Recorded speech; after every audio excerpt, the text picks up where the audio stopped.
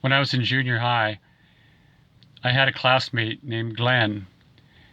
We had shop class. So in shop class, we were allowed to build some little project that we wanted, just to basically learn all the different tools available. So one of the projects I picked was a birdhouse. And I made it out of a tin can and a piece of rod, made a little roof for it, and I used about a pound and a half of solder to stick the roof onto the house part. It was the most ridiculous looking birdhouse. I don't know what kind of psycho bird, some kind of heavy metal bird would live in that house. Punk, what's called steampunk bird, yeah. So the instructor gave me a grade. I forget what it was. It was like a B or C or something like that on that.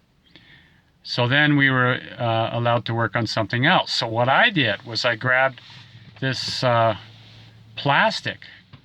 I don't know what it was, plexiglass, something clear.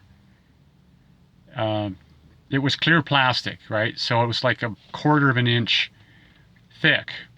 So what I did was I cut 3" by 3" squares until I had a stack of 3" of them. So I had a cube.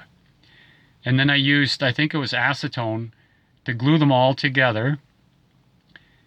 And then I started to buff them on the side, and I noticed that it made these really interesting planes on the inside, like a plane meaning a flat surface on the inside of this clear cube.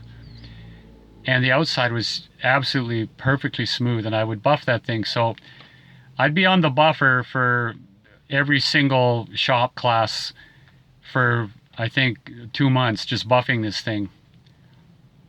That was my whole project, buffing a clear cube.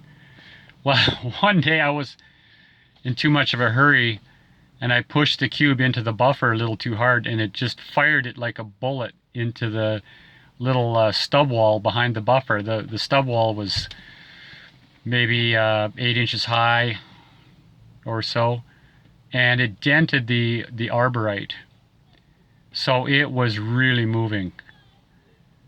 Like to take that plastic and make a corner indent, and the cube was not hurt at all.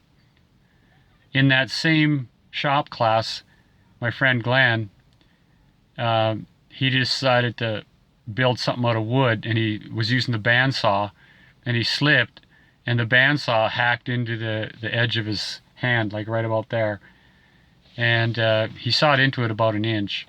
And then the teacher had to call an ambulance, and he had to go in the ambulance. And that was the same teacher. Oh no, that was junior high. I can't remember if it was junior high or high school. The shop teacher got caught stealing a door, and he was fired.